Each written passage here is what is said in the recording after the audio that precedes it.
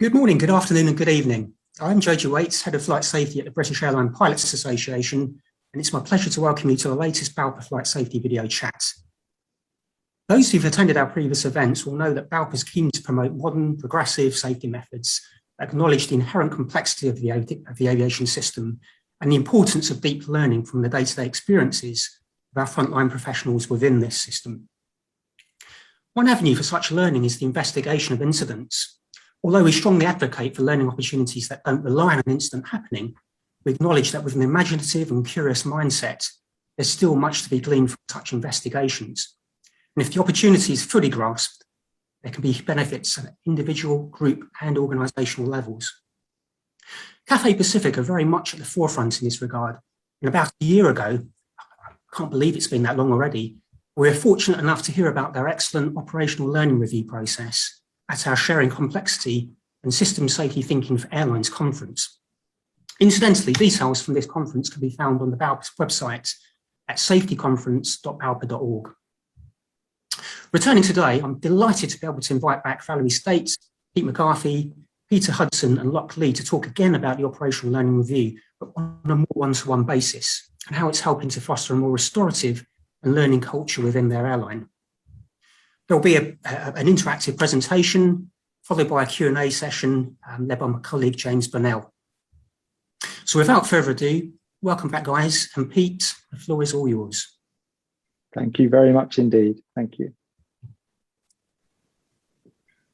Okay. So thank you very much for the kind invite to share our experience of applying the Operational Learning Review method. My name's Pete McCarthy. I'm the Head of Group Human Factors for the Cathay Pacific Group of Airlines and a visiting fellow at Cranfield University. And I'm joined today by Captain Pete Hudson and Valerie State, and also Locke Lee's on hand to answer some questions at the end. So if Hi everyone, my name is Locke Lee. I'm an Airbus pilot and I also work alongside Val in flight operations, safety and risk. Nice to see you all. My name is Valerie State. I do safety and risk management for flight operations, which means that simply I investigate the events that go on, but I also do a lot of safety research and safety communications for the airline and work with other airlines and bodies like BALPA. And I also fly the 777 sometimes when they let me out. Hey, I'm Pete Hudson, currently a training captain on the Boeing 747 for Cathay Pacific. My current role is I'm the head of flying training for Boeing, and previous experience was the head of flight operations, safety and risk department. So I've been working with these three for the past 4 years, developing the operational learning review process, and happy to be here. It's good to be back, and I look forward to the chat. Excellent, thank you very much.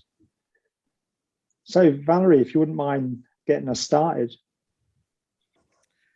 Yeah, so what is an operational learning review? Well, the idea is about continuous improvement through learning, not just from the odd event that happens.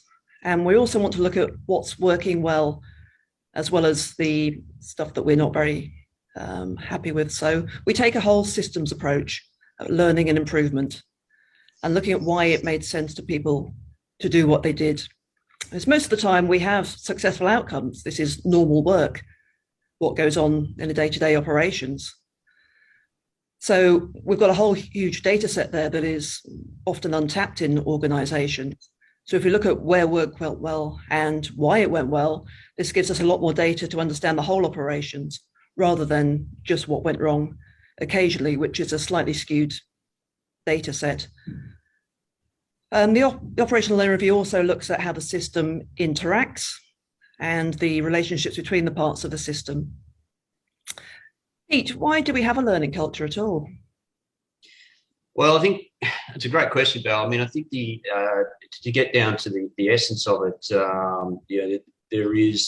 there's these concepts of a restorative culture and a retributive culture, and most airlines most progressive thinking around this area would be for restorative cultures. So learning drives restorative cultures because you can either do one of two things. You can blame and punish, or you can learn and improve, but you can't do both. So So when you follow this restorative process, you've got to find an engine to drive it, and a learning culture is one of those engines to drive that culture. So you mentioned systems thinking.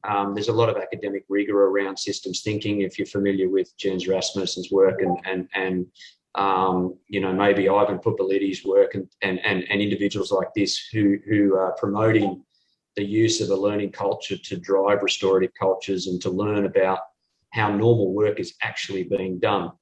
And that's the context we really find ourselves in. We really need to understand how work is done. And context matters. Context is everything. Context drives behaviour. So if we can find a process that helps capture context and help to derive patterns and trends or influencing factors on behaviour, and we can use both quantitative and qualitative data to do that, then that becomes the bedrock of understanding how work is done. And what we've discovered is it actually captures information that is truly outside of our standard reporting systems. And if you really look into it, we really want to understand proximal events to something that we're studying or a piece of work that we're studying.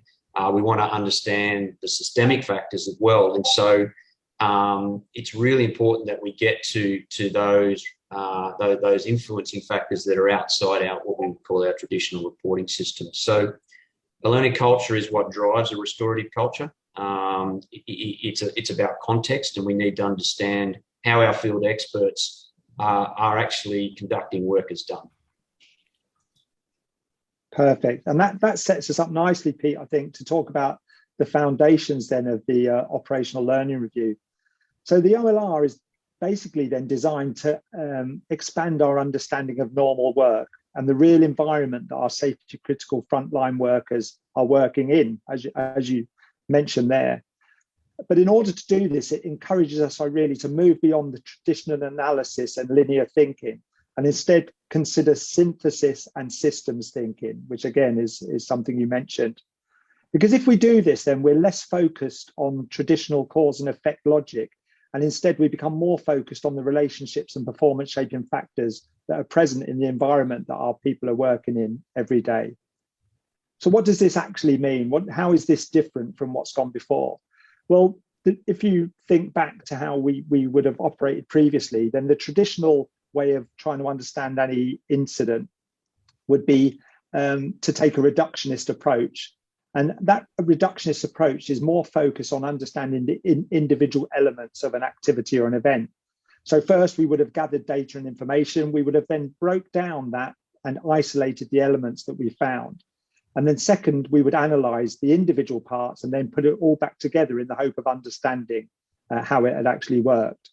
However, we know now that by doing this, actually what we're doing is reducing the system just to the sum of its parts. And we never really gain any insight into the context in which the overall system performs.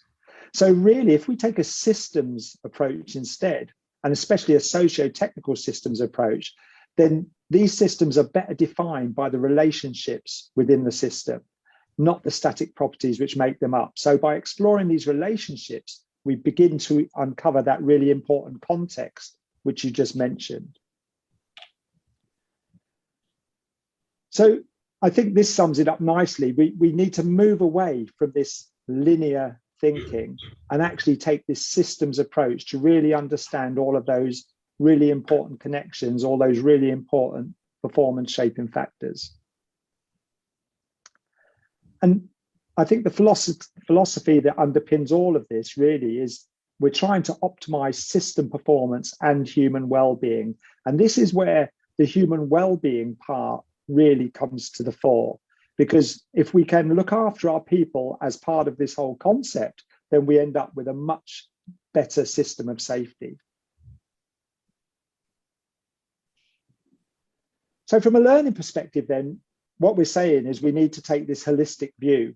We need to explore and understand the pressures within the system. We need to understand the trade-offs that people are having to make on a daily basis. And we need to have to understand how they do those trade-offs in order to achieve their goals. But what must happen is this must all be done within a just culture, because the trust within the just culture is absolutely crucial to the operational learning review. This is what allows us, or I think facilitates our people to share with us and to let us know their actual local rationale. And this is the bit where we try to understand why people's actions make sense to them at the time. And we must do this with curiosity and not judgment. So whenever we conduct an OLR, as you're all very well aware, we go in there with just complete curiosity and no judgment. And that actually helps with the engagement also. So to fully understand work as done, we need to take a viewpoint which matches the workers' local rationale. And rather than measure their performance only against the prescribed rules, regulations, guidance, and procedures, we must consider what they did or didn't know when they were making their decisions, and what were their competing goals that they were engaged with along the way. And if we can do this, we get a much better understanding of what's really going on in the organisation. So we can expand these key principles further.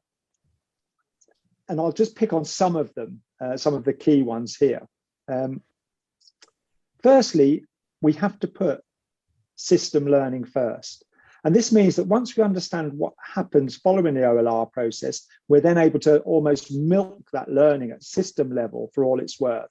And this is what gives us a real understanding of what's going on within the system.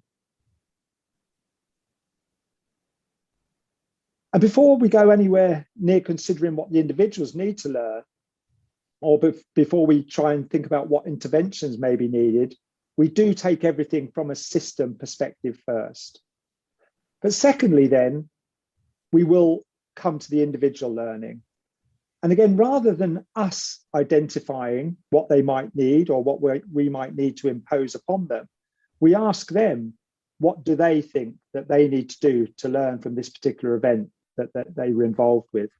And what this does is puts accountability for learning and improving into their hands.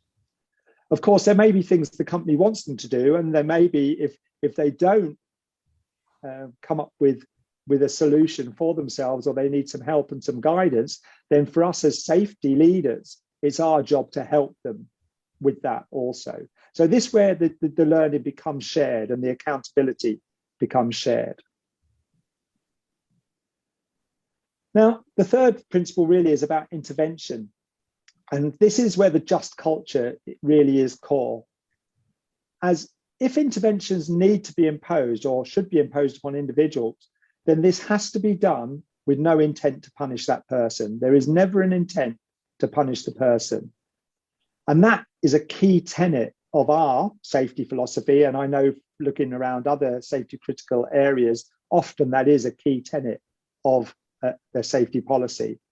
So people will never be punished for any genuine error. So any intervention we do must be done just to maintain the integrity of the system and maintain the safety of the system. Now, we know that this isn't always easy to do, because often any intervention that comes from a management level is seen as punishment.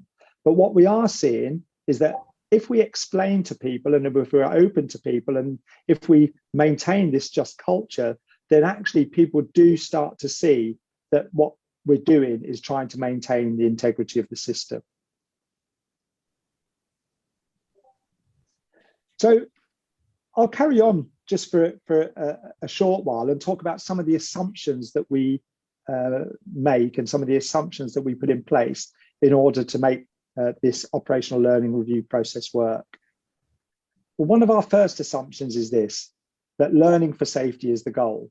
This is the reason we do operational learning reviews.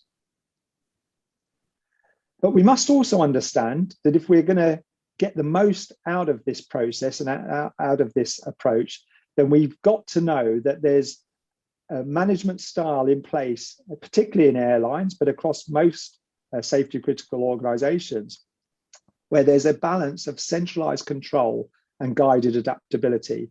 Now, often this balance can be skewed much more towards centralized control than to guided adaptability. But actually, we're really interested in this guided adaptability portion. So I'll try and explain this using this particular slide, because I think this helps us quite a lot. So Pupilidi in 2005 presented this comparison of expectations between novices and experts, or novice and expert behaviours. But this thinking can be expanded to inform our understanding of the difference between centralised control and guided adaptability. So with centralised control, we have prescriptive policies, and we expect our pilots, cabin crew, engineers, and other safety critical workers to follow them. We expect them to comply with instructions and know and follow all the basic rules, regulations, policies, and procedures. We expect them to know and follow the plan, and the basic goal is to control actions and limit their decisions. And this closely represents the theory of centralised control. And this might look quite familiar to most of you who work in a very strict procedural environment, because this really is representative of how commercial aviation has been developed probably over the last 50 years. And what we mustn't lose sight of, it's this that has got us to where we are. This is one of those things that has made us as safe as we are. However, we also train our pilots to be captains and leaders, and we expect them to apply rules to situations and adapt rules as necessary or as needed. We expect them to know how to improvise and to meet operational goals when no rule or procedure exists. And we expect them to use complex adaptive problem solving or critical thinking skills to achieve results. We expect them to use intuition and to know when to change the plan. And the basic goal then is to facilitate empowerment. And this represents guided adaptability. So we almost have we have a dichotomy here. We've got this centralized control, which is basically how most of our systems are set up, but there's an expectation on our people to be able to do more than that. And this is where this guided adaptability comes in. And I think it's going to be much easier if I use a graphic now to try and explain this. And this is one, I think, which explains it nicely. So if we take this black line here to represent work as prescribed, and this is work as prescribed in our rules, regulations, guidance, procedures, policies. This is, again, sometimes looked on as work as imagined, almost. It's quite close to that.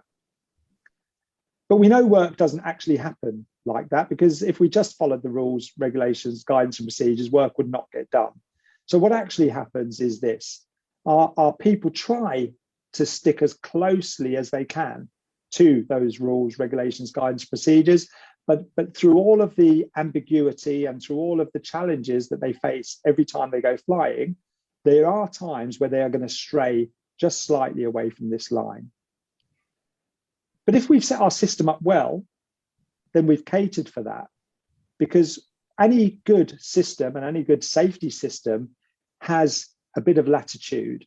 And we have almost these bounds of safety that we want our people to operate within. Now, if we're talking about guided adaptability, and if we're talking about our captains having the freedom to make decisions and to solve problems and to show adaptive capacity, then we're really expecting them to operate out to the bounds of our safety system. If we're not providing that latitude, then our centralized control actually brings them much closer in towards the rules, regulations, guidance, and procedures. But we know from all of our experience over the years, and certainly we know through all of the operational learning reviews that we've conducted, that it's very difficult for people to maintain strictly within that centralized control. And what we actually see is represented firstly by that blue line, which was our work as done. But now I've introduced this green line, which is our work as disclosed.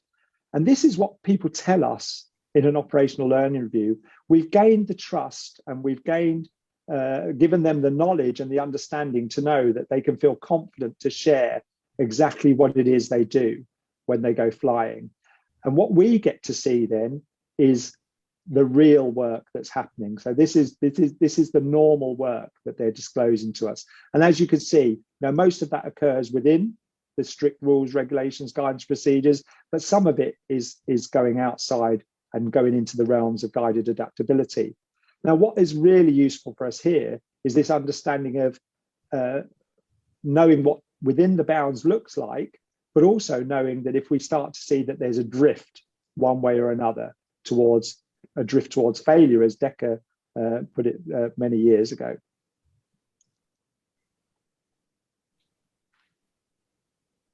So I think, Val, are you going to talk about the OLR in practice? Yeah, thanks, Pete. So it might be helpful right now to bring this down to an event of something that actually happened. Then I'll talk you through the ways that we actually do the logistics of the OLR, how we capture it and what we get out of it.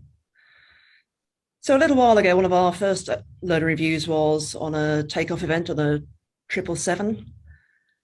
And quite often these kinds of things used to historically lead to tea and biscuits, and it all got a bit unpleasant for some people. And it stops people reporting. And when they don't report, then you don't learn about the events and what's actually going on the line or on the system or in the organization. And then you're actually missing out on a lot of data. So we took a different approach, and we actually talked to the crew, and we said, look, you're the experts, you know more about anybody else in the organization about this event. So tell us, because we weren't there, you were. And they told us about what happened, how they worked together, what the aeroplane was doing, what our policies and procedures were, where they were working for them and against them. We're able to capture this through the OLR. So we've got a much more thorough idea of how the system is working and how it created the conditions for this event to happen. As a result, we had changes to our simulator program. We were able to include this exact event to let other pilots get the benefit of the knowledge and the learning. And also the crew of the flight, we asked them what they needed, as Pete said, what the individual wants to learn. And they said, well, can I go in the simulator and can we practice this and can we practice that? And then they got a confidence back in the aeroplane and the procedures and themselves. So it was a win-win on both sides. So it's actually a restorative justice procedure in this case. And we got this through understanding the context and the sense making of the crew at the time, and curiosity without judgment, as Pete said. Thanks, Pete. Okay, thank you. So how do we approach this? How do we get the learning from the OLRs? Well, first of all, as we said before, sense making. Although people may not make sense to us as to what they did at the time, actually it made sense to them. So we have to get in the tunnel, as Decker would say, and understand them and why they made the decisions that they did. Because if they didn't make sense to them, they wouldn't have done it. Also gives us an idea of work is done, the trade-offs, the demands and pressures people are under, the goal conflicts that they have in everyday work. If we understand their local rationale, then we can understand work is done and what's actually going on, which will give us real-world solutions to real-world issues with real people. System thinking approach is obviously key because we want to look at how the whole system is interacting, the factors that are shaping behavior. And we do this by, as Pete said, curiosity without judgment. Often when something happens, the first thing you'll hear is, what were they thinking? And actually, that's the best thing we can ask is, well, what were they thinking? Why did it make sense to them? Because it did. And if you can approach the whole system, not just the people involved, but actually the other departments, the procedures are set up, and look at it all without judgment, it then really frees you up to start understanding the real world of work. And finally, assume positive intent. People don't come to work to do a bad job. People don't turn up and say, hey, I'm going to run the airport off the airplane off the side of the runway today. With the very odd exception, people just don't do this. And if you take this point of view, it really opens up the way that you can gain learning from your events. So we're going to move on now to how we actually capture this process. So it's a 6-step process for us. So first of all, identifying opportunities to learn. Traditionally, this has been from adverse events, but we're also looking at what went well. We're using the OLR for all sorts of different applications now in well-being and fatigue risk management. And Pete will talk a little bit further later on about the opportunities that we've had to learn. We're also looking at events that are going well and things that were actually had a positive outcome. But the understanding of how that happened is really important to see where our systems are robust and the protective factors that we have, as well as the things that are adverse. It does take a bit of preparation and planning, the logistics of who and where and how we approach usually aircrew for what we do. How we approach them is really important to create this trust that Pete was talking about and psychological safety, so that they feel comfortable enough to open up and share their experience, even if it's just for an hour chat, so that we can start making sense and understanding the learning. Collecting information, we want to collect it as soon as possible, for good recall from the people that are involved, but also it can be stressful for people to turn up and say, hey, we'd like a chat with you about your event. And from our point of view, it's purely for learning, but from their point of view, they can be a bit closed up and a bit wary of the process to start with, which is where the psychological safety comes in. So the sooner we can talk to people and open up this dialogue, the better it works. Next step, analysis and sense making. So we'll get data from multiple sources. There's no one version of the truth. And in any complex system, if you think you've got to the root cause, keep digging because you haven't got there yet. So we'll take all the different bits of data from all the people involved. Perhaps for an aeroplane, it would be flight data analysis from the cabin, from ATC, and then we'll put them all together and make sense of it. Once we've made sense, then we will share the learning. There are many formal and informal ways we can do this, from newsletters right up to sharing de-identified data with the regulator. And in fact, when we do meet with the regulator, they sometimes say to us now, oh, have you done an OLR on this? And finally, reviewing the effectiveness of the process. So I'd like to talk a bit more about capturing the OLR. The way we do this is usually through a report, a bit like an accident investigation report. So we'd start by looking at the context that the events was situated in and blending all the different stories. This is the idea of the report, so we can bring everything together and get somewhere near what happened. Like I said, you're never going to get to a version of the truth, but you can get a blend and an idea of whoever's reading the report, so we can share the different learnings from the different aspects. The performance shaping factors, the PSFs, what disturbances were in the system, what was shaping the performance and making sense to people at the time. And in here, we typically have behaviors and interactions, our mental models, our habits and norms, resources, goal conflicts, trade-offs, demands and pressures. All these kind of things would be performance shaping factors. After this, the report would cover learning, what this system learned first of all, and then the individuals. And then this would generate some recommendations and considerations, which you can think of as action items or things for us to take forwards. And the other thing we consider, which you possibly wouldn't do in a conventional system, is look at the protective factors and what's going well. As part of this process, we'll generate an influence map. Pete Hudson, do you want to talk a little more about these?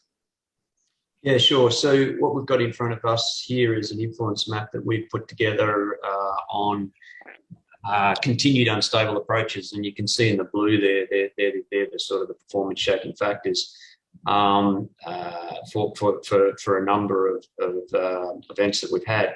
And so we use these performance shaping factors as a feedback loop to understand the delta between work as imagined, how we imagine a stable approach to be done, work as prescribed, so how we prescribe a stabilised approach policy, and then obviously work as done. So for us, this is gold information about how the system is actually operating, and it also gives us insights into the context that the crews find themselves in, and the pressures and demands that are on them. So this is a very different form of data source that would exist within our traditional SMS, and so we've found this to be quite powerful in giving us an understanding of work as done.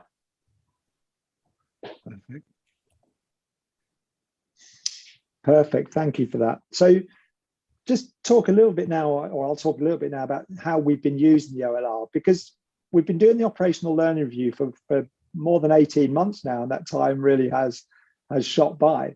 But it's given us such a great insight into the operation, into what's really happening.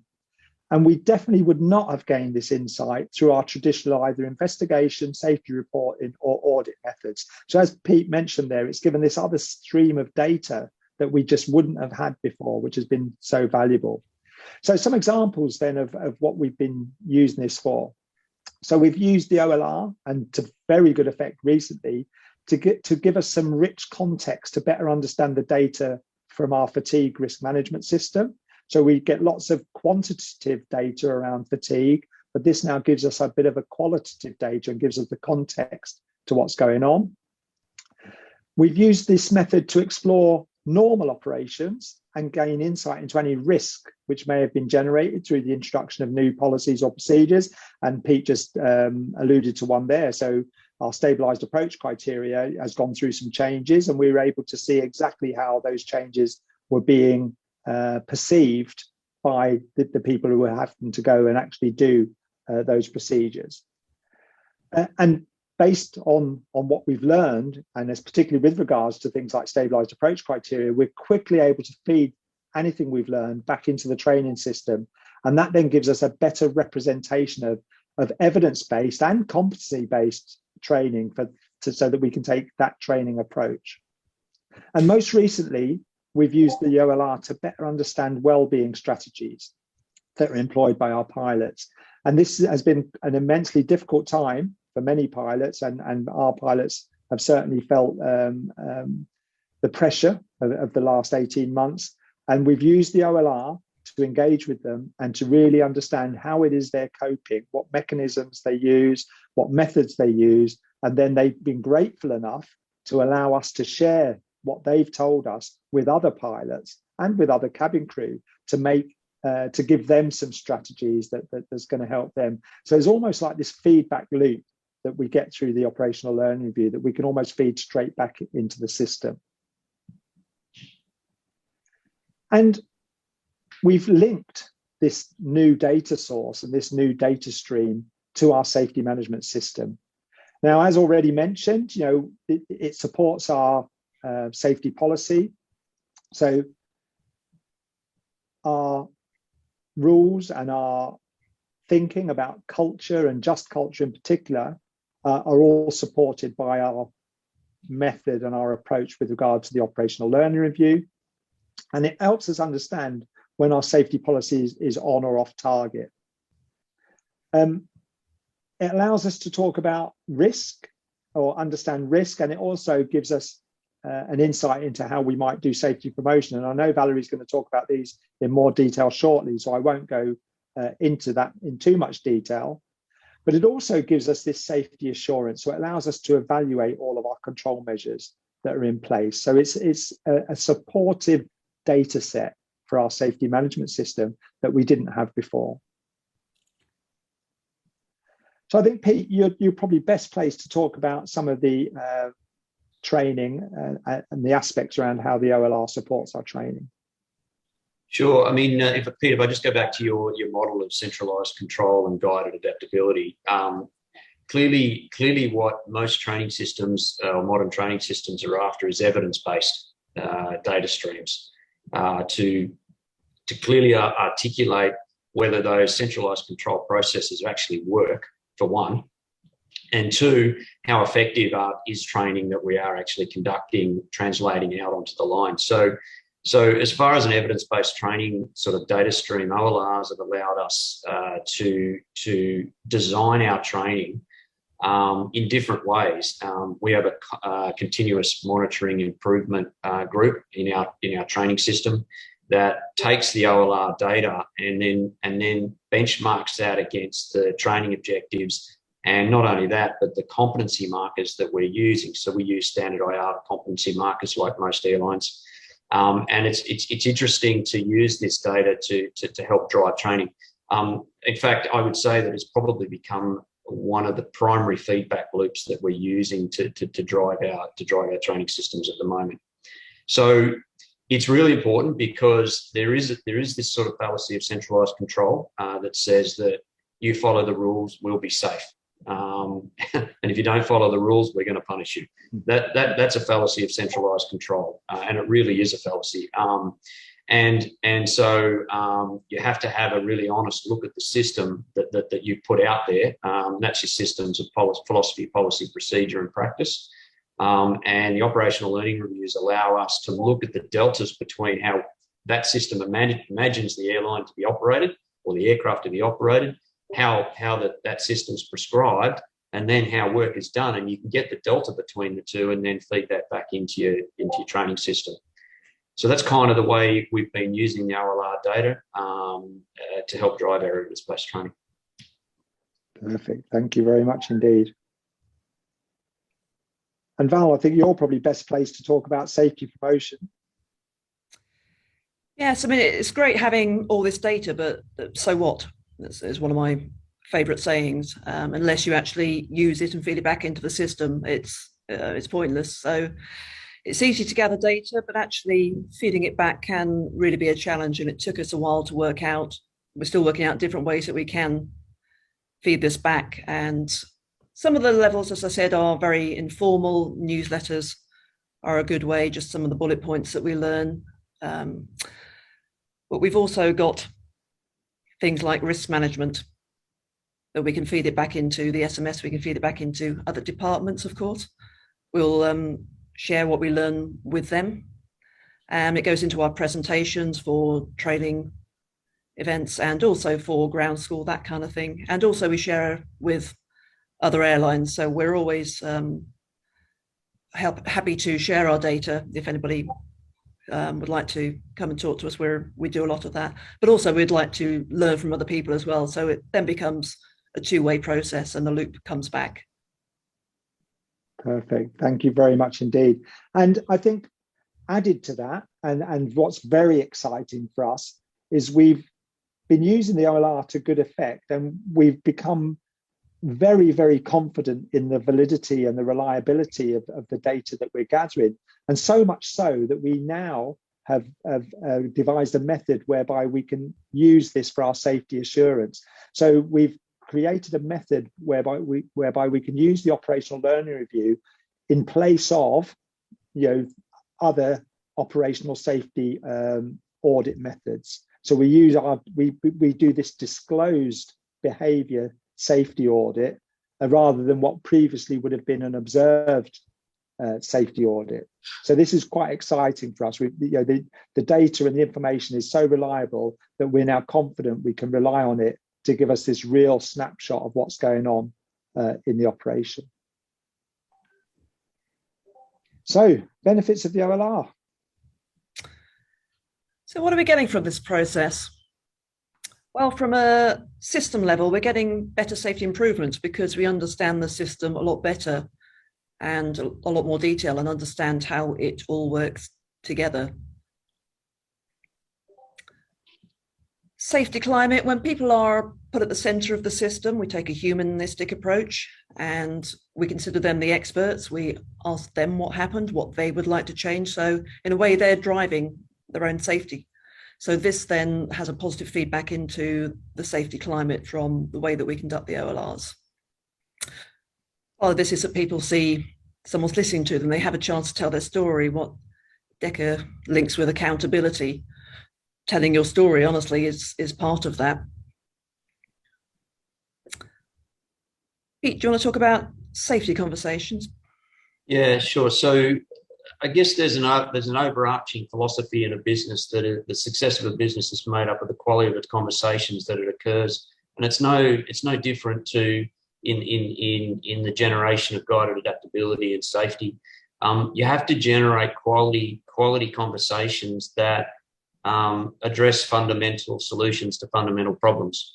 If your conversations are around symptomatic solutions to fundamental problems, then you'll degrade the safety management system. So we've found that if you want to change the culture, you've got to change the language, and you've got to change the way you have your conversations with everybody in the organisation. And it's this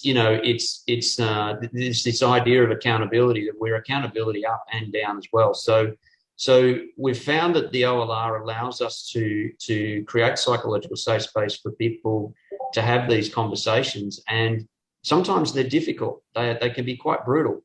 And however, if you're able to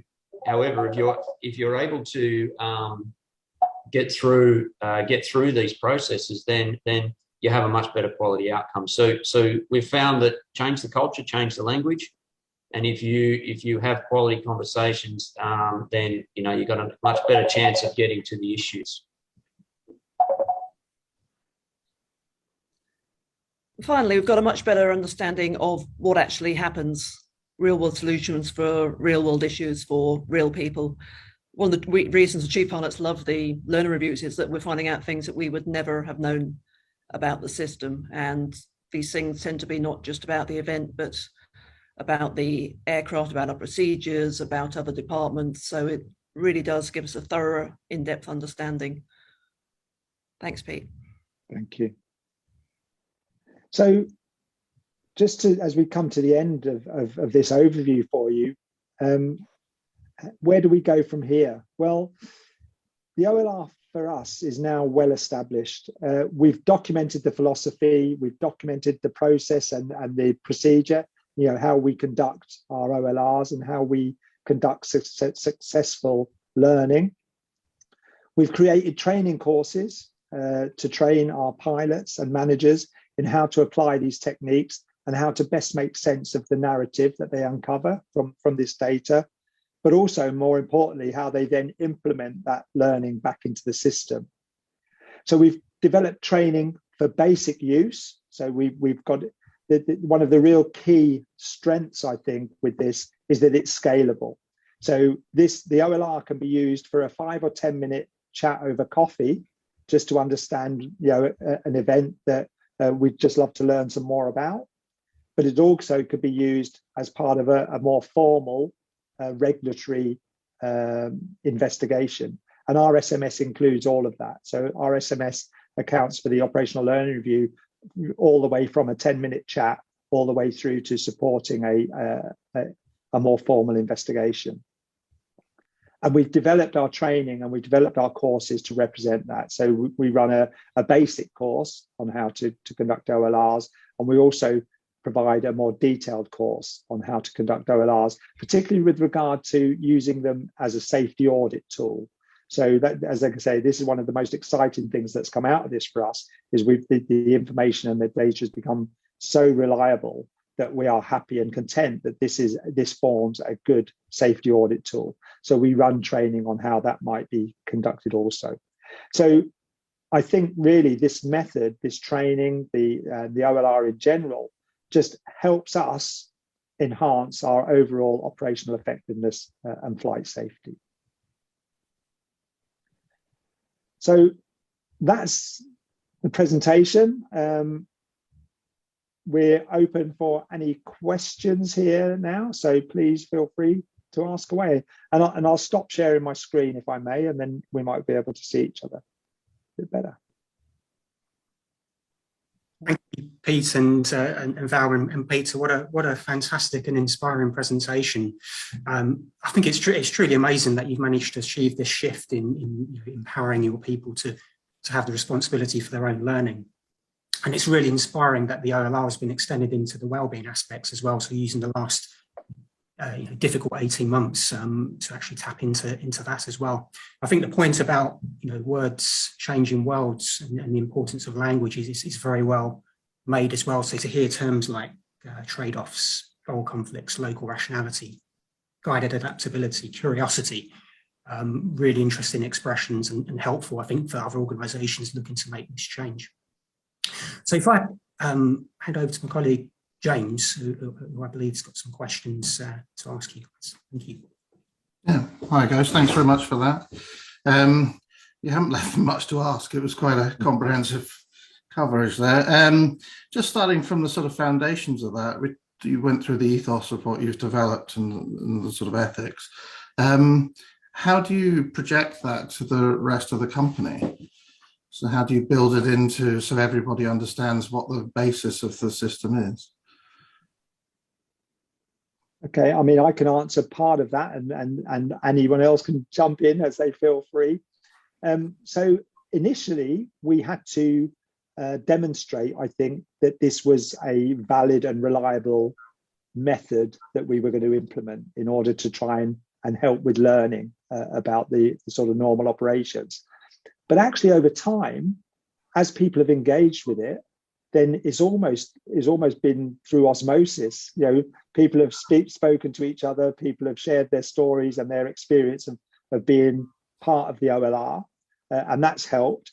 But we've also, you know, we've introduced small videos into our CRM training, and we've also introduced small videos and other training into sessions that all the pilots and cabin crew will attend, so that they get to know what this process is before they ever have to engage with it. So we've tried to attack it on many fronts. And I think another thing actually is the fact that they see action from the OLRs. So they conduct an OLR, and that their learning is fed back into the system, and they see the change. And I think that makes a big difference also. Yeah, for sure. So that feedback, does that happen automatically, or are they just seeing it appear on the line, or have you got a process that feeds back? It happens. We've got a number of ways of feeding back. So it's either going to be fed back through our safety promotion, it's going to be fed back by changes to our process, policy, procedures, but also, and in Pete's world, one of the most powerful ways is when they see it appear in the training. You know, when they see some of these changes appear to the training, knowing that it's stuff that they've generated by being on the line. Right. I think that's an important point, James. Just to add to that, I think it's a really important point that, you know, it's management's responsibility to ensure that this feedback is actioned, because the way you respond to somebody taking accountability for the operation and using the psychological safe space to tell their stories is the driver of that cultural revolution, if you want to call it that. And so, you know, when trainees or when pilots see this in the training system, it just feeds on itself. It becomes a self-feeding prophecy. So you guys have an operational sort of safety philosophy, don't you, that sort of underpins it? Does that enter into it and get used? I think the foundations of that from the work that Pete's done. It's actually very thoroughly based in academia, extremely well researched, and anybody knows Kim Bancroft, she says her success is down through reading, and that's all we did for the first year and still carry on to this day. So we bring all this robustness and scientific rigor to what we're doing, and I think that has helped implement it in the organization and get take up as well. So from a sort of company point of view, how amenable were the management to these ideas from the start? Or did you have to work hard to sell it up the way? I guess, after you, Pete. Yeah, I guess Lockie and I could probably, you know, look, any change management process is going to have its challenges, and clearly, you know, I guess the final point that you've probably got to look at from management point of view is an understanding of the difference between centralized control and guided adaptability. There is a huge difference between those two concepts. And traditionally, you know, centralized control is the remit of management. And so you have to give management psychological safe space to play with this as well. So it was quite a process. I can assure you there were some robust discussions, you know, that took place, but it was very healthy because remember, it's the quality of the conversations that drive the success of the organisation. So, you know, Lockie, I could probably hand to you for a little bit more expansion on that, but it takes time, and management needs to have time to absorb this as well. So, but it can be done, and you know, you do have to go through a little bit of a mindset shift, and you have to instill a growth mindset. But I think the results speak for themselves. Yeah, thanks, Pete. That was a very good summary. And I think the other thing is, as we all know, aviation is an ultra-safe system. So when things go well, actually, it's very difficult for us to make evidence of that and say that, look, things are going well because we've asked our crew to adopt these adaptive capacity. So it's from my perspective, it's very important for us to take that learning. And when we see that from that learning, there's a change in behavior, we actually advertise those change of behaviors back to the management so they know that there are actually some results from the stuff that we're doing. And it does take some effort to identify those things. But sometimes, you know, we look at certain events that happen, and then the rate of that actually does go down, and we can identify it through flight data that the crew are actually reacting to it much better now. They're anticipating better, they're responding better. The quality of the response is better, and that allows us to go back and say that, look, this is basically from the learning reviews that we've done, and that allows the company to have the confidence in the process that we're doing right now. Okay, so the old safety management system still, I'll say old, but the safety management system sits in the background. Do you follow? How do you choose what to follow up? So if you're, I mean, we're learning from things going right, obviously, but when things do go badly, you use this process. Do you do it on everyone, or do you still have a few that you just use the old process through? Yeah, again, that's very interesting. We try and do as many as we can. Yeah, we try and use this for almost everything. And I've got this great thing I think of, or I say when I meet one of our pilots on the street and I say, hey, you've just flown back from New York and nothing happened. Can we go and talk about it? Can we do an OLR? Because to me, that's where the maximum learning is. Because if nothing happened in their mind, loads happened as far as I'm concerned, because they've managed all of that ambiguity, they've managed all the trade-offs, they've done all this, they've managed the whole system in order to get them and the aircraft and the passengers safely from A to B. So I'm really, really interested in that. But also, you're right, we do respond to events too, and the OLR has now been accepted in our SMS to be able to be used for all types of event. So we do try and do an OLR on almost everything, and that's why we've trained a number of people to conduct them. Okay. Yeah, just to add to that, James, we've definitely seen some benefits when we've transitioned this, say, to engineering. Or to the cabin crew side of the equation. We had some pretty good success in the engineering department, which is very traditional, cause and effect type reductionist, because they're engineers, right? So they deal with complicated systems all the time. They can break an engine down and say, well, it failed because of that. But when you put an engineer and a piece of machinery together, it becomes complex. So we've run some OLRs with engineering, and the learning's been extremely valuable. So we've been able to cross-pollinate it across other departments in the airline, and that'll be a process of osmosis and change as well. But I think once you have a baseline of the understanding of how the system works, it's got a multiple application across all platforms in an airline. Yeah, I mean, it would be interesting to see how far it eventually goes, because managing the whole company through a similar process would optimize it for adaptability, I guess. So, yeah.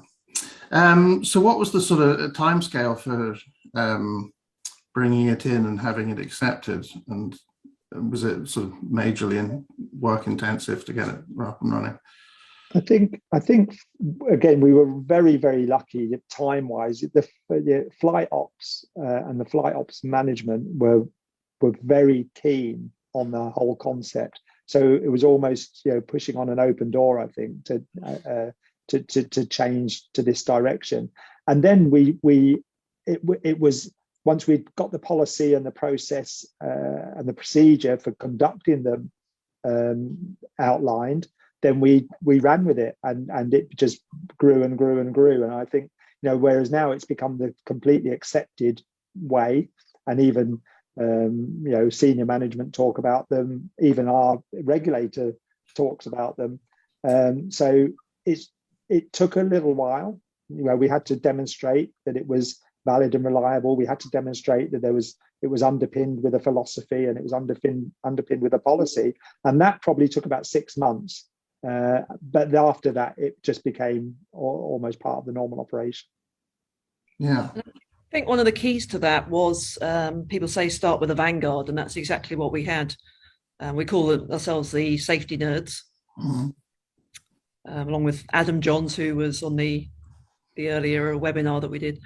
Yeah. That was really important to have a group of people. If you're looking at implementing these sorts of ideas in your organisation, find like-minded people and get together with them and learn and develop together. And it doesn't take that many of you. There's maybe half a dozen of us to start with, but that was enough to then get these ideas to catch fire a bit and get a bit of buy-in. And that's how it started and where we went from. Yeah. So moving on to the operational side, how sort of resource intensive is it? Because obviously you're learning a lot of context there, and it's not a system capturing big data points, right? It's more a lot of rich data stuff. So, well, how much time does it take? Locke, you wanna answer that one? Oh, sure. Yeah, at the moment, for each of the event that we want to talk to, normally we'll apportion maybe an hour and a half just to talk to the crew. And we try to do it face to face because that's the best way we can get the interaction with. But if sometimes it's unavailable because of time constraints and time zone change and various COVID quarantine requirements, that sort of stuff, then we can do it through the internet, through Teams and whatnot.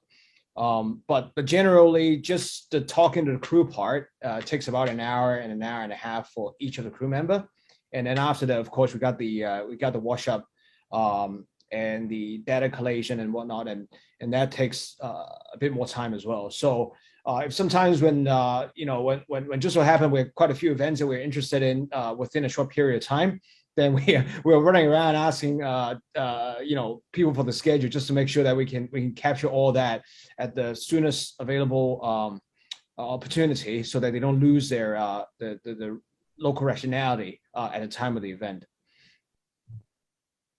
As Pete said, it is scalable. So perhaps the people that were closest to the event, we may spend the full hour and a half with and make sure that we do that. Whereas people who were sort of in second or third line, it may be a telephone call or a detailed email, that kind of thing. So as long as you get the understanding and the context and the sense making, then when you put it all together, if we feel that we've kind of saturated it, then that works fine. Okay. So when you're training people to do the OLR, do you teach them how to speak, sort of almost counseling techniques to speak to people in a different way rather than asking very specific questions, open questions, and that sort of thing, just guiding them along through a story? Yeah, exactly that. So the way we run a 2-day course and a 3-day course at present. So if we talk about the 2-day course, which would be the basic how to conduct OLRs and how they actually work. So it starts with a bit of theory. We give them a little bit of pre-reading, but then there's a theory and the sort of academic rigor that underpins the whole thing. So they learn a bit about that first, and they spend half a morning doing that, and then they'll spend most of the rest of the day learning about methods of interview techniques, how to set up the interview in order, or the learning review in order to provide the psychological safe space that people need, how to ask open questions, how to conduct the review, and they'll get the chance to practice that on each other. We then go on, they'll conduct one, so they do we'll get somebody to act in as a pilot who's been out and been party to an event, and they'll conduct this learning review with that person, gain the information, and then we'll teach them how to do the analysis, how to use that rich narrative that they've got to come out and create influence maps, etc. So they get taken through the whole process, and they'll watch a number of them as well over that 2-day period. And do you pick specific people? Do pilots do operational learning reviews on pilots, or do you cross over? Yeah, again, a really good point. So what we've done is we're also now seeing the value of using this almost as a safety audit. Mm-hmm. So we've gone with those principles of we train first officers at the moment, because the first officer is probably the least, because we've got second officers and we've got captains clearly. So yeah. The first officer is somebody who can engage in the most sort of neutral way. So we've trained a batch of first officers who will be able to conduct these completely with complete confidentiality and gain the data that we're looking for from an audit perspective. But also these individuals we've trained initially have some bearing or within the HF world or the CRM world. So we've used a lot of our people who already have some knowledge about the new views, about safety too. So that's where we started with. So the people who we've trained initially already have some grounding or or some background in the field. So when you get all these reports in, how do you collate them into a larger data set? So, I'll hand over to Valerie for that, I think. Maybe too technical. There's many ways you can do that, James. So one of the things we do, for instance, is go into Pete's world and feed it back to the training. We have a monitoring improvement group every couple of months. So we'll collate all the learning that we've got off all the fleets and say, these are the things, these are the trends, these are what we're seeing on the line, and give them some context and background, which we get from the learning reviews. And then they can take that on and decide the most appropriate thing to do with that learning, for instance.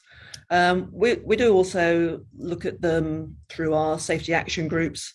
So we'll again collate what we've done and bring that to the floor. And we're also got sort of research projects going on the side. One I'm doing at the moment is on protective factors. So again, what comes out of the learning review is going into a database at the moment. So there's many ways that you can look at this. I guess it depends what the organisation wants out of it at the time. Yeah, James, I think James, the most powerful piece of information that comes out of this for us is the influence maps. And we showed you a little example of an influence map there. You know, it kind of, for me, it gave great context to bar charts of traditional safety management system data. So those influence maps I found to be probably the most powerful output from the OLR process, and particularly when you're not talking about one event, you're talking about 20 or 30 events, and so the context becomes very clear about what our pilots are facing on a daily basis. So those influence maps are quite powerful, and they're a great visualize. They're simple, they're digestible. It's quite funny when you put them in front of a subject matter expert. They generally go, "Yeah, I just experienced that yesterday," or "Yeah, that's happened to me." No, I can identify that. So you know that's probably the biggest tool that we've used, which has been fantastic. So when you're using the changes, how far back into the system can you make changes? I mean, maybe adjust the SOPs. Does it adjust the company messaging from other departments? I mean, if the company's pushing hard on, say, on-time performance or commercial pressure, can you push back against that with this and actually make changes to the live environment that the pilots are seeing? Yeah, I think that's a great question, because you know all organisations are filled with goal conflicts and trade-offs, right? And the difference between commercial pressures and operational safety are ever present in any airline. And so what this information allows us to do is to have a quality of conversation to balance that perspective. And that's the bit that we really have to be, that's really important to us, because management are trying to run an airline and make money, and that's an honest statement. And there are commercial pressures associated with that business. And you have to understand that all forms of work drift towards that acceptable workload boundary, right? And so the data allows us to balance off those, or trade off those conversations, so that there is a greater understanding of the management about the pressures of their business is undergoing. And I think that just the simple things like influence charts and things like that, articulated in a language that they understand. So we've spent a lot of time trying to articulate that language to a language they understand. Because that quite often is the challenge. So how far back can we push back? Well, quite a lot. We've found a lot of benefit in changing rostering practices or changing the way we're managing, acute operational issues such as closed loop operations or whatever. And we've been able to do it very, very quickly. And Val's done a great job in doing that. So what it is information that allows that discussion to be of enough quality to understand that there is always a trade-off to be made. Sure. So do you find the operational learning review, because it sits with you guys, gains trust and keeps trust regardless of what the rest of the company are doing?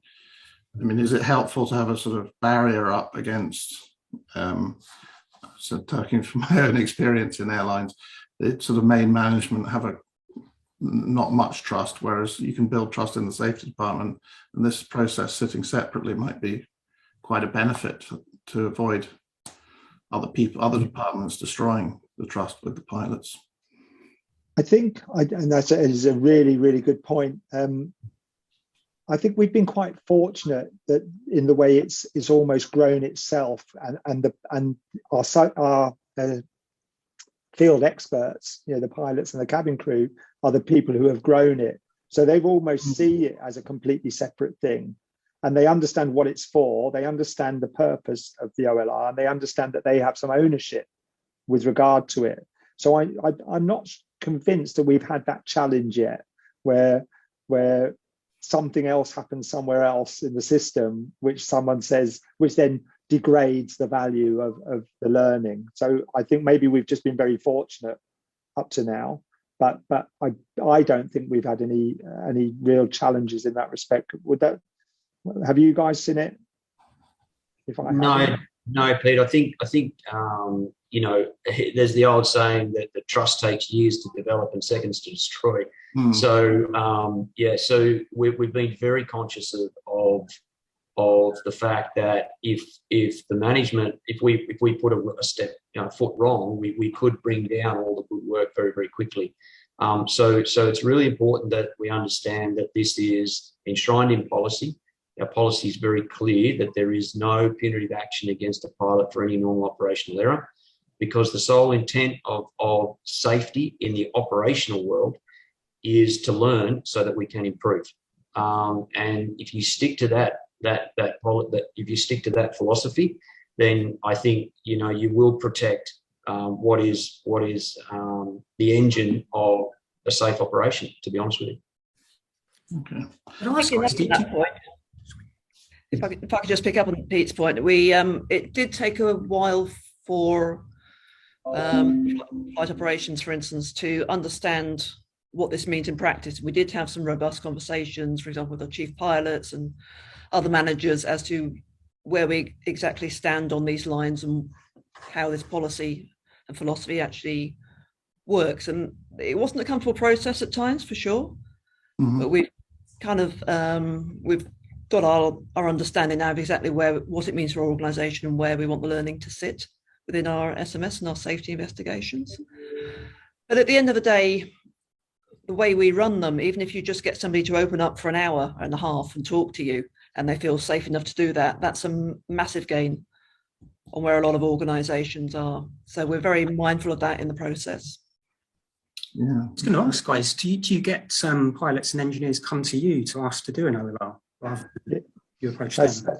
Yeah, that's I think I had my best ever run around the office moment about probably 3 months ago, when I received a couple of phone calls on the same day from some of our captains saying, "Look, I've just had this particular experience. I'd love to come and share it as part of an OLR." And to me, that's it. That was the eureka moment, I think. That's great. And just from a sort of technology point of view, implementation, clearly there's no proprietary software that you use, but from a dedicated OLR point of view, did you just build it on current systems that you had, or have you had to adapt them? So we build it on current systems and academic. So for our analysis, we use some academic software to try and do some thematic analysis, etc. Oh, that's fascinating. Sorry, dogs just strolled past. I'm running out of questions, to be honest, and I think because your presentation was so complete, you answered most of them that I had written down. Have you got anything else, Joji? Or I think we maybe should wrap it up and come back at another time. Yeah, absolutely. So maybe just to help draw it to a close and maybe ask one last question from myself.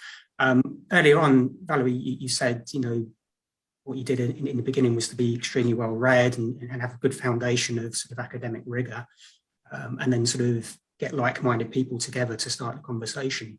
I mean, would you have any other tips for organisations looking to make the same journey as yourself? Anything that you would recommend they do to get started?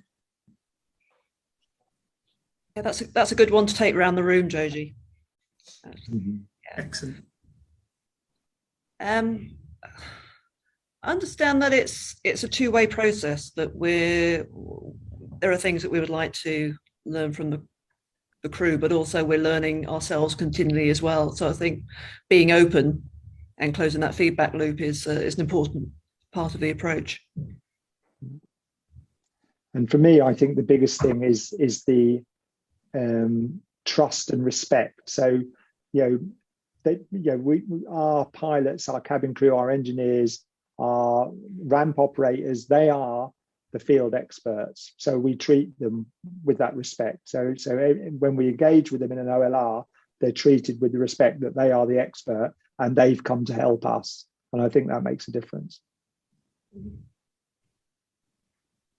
Yeah, it's a great question, Jackie. I think, any airline starting down this process, the first thing you've got to do is just Nike, just do it. Just get yourself involved there. We talk to many other airlines around the world. We don't own this process. We've been learning the whole way. We're open to discussing, anything with anybody in terms of the process. Collectively what BALPA's doing, I think is fantastic. I think the way you're promoting it and going about it is extremely valuable. I just wanted to thank you guys for the opportunity to platform this. I think that this is something that we do all the time. So yeah, open, talk to us. Let's talk. We don't have all the answers, but we certainly are trying. Yeah, thanks very much. I think, we want to try and get you guys back to go a bit more deeply into this, because we're really interested in the fact that you've turned it to all sorts of different topics and processes. So, absolutely. I think, can I leave it to you there to wrap up, Joji? Or Yeah, just wanted to check in with Lucky if there was anything you wanted to add. Sure. I mean, Val and Pete and Peter they've all given very good points. I think for me, the biggest stumbling block is how to get people to actually lower the guard to begin with, because I think there is that inherent defensiveness in a way that how people talk about what has happened to themselves. So I always make a very cautious effort into telling them what are we trying to achieve. It's all about learning. It's nothing personal about against them. And generally, sometimes we'll have experience where people come in with their full suit and tie on and very gingerly, and then at the end of the session, the completely ties off and leaning back, and they just wouldn't stop talking. And that's when we know that we've done the right thing and managed to get them to open up. That's a great way to end, I think, this session. So on behalf of James and myself, a massive thank you again. I said early on, it was inspiring, and I'll emphasize that again. It is really inspirational. So, for us trying to sort of look into these practices and promote them, it's always good to have a kind of a shining light to sort of show people. There's lots of great theory out there, but without people implementing it and making it work, it doesn't really sort of move us forward. So, massive congratulations on what you've achieved, and thanks again. And we'd love to have you back to talk more in the future. So yeah, once again, big thank you, and hope to see you soon. Thank you, James. Thank you very much. Thanks, Joji. Thanks, James. Thanks, Joji. Thanks, James.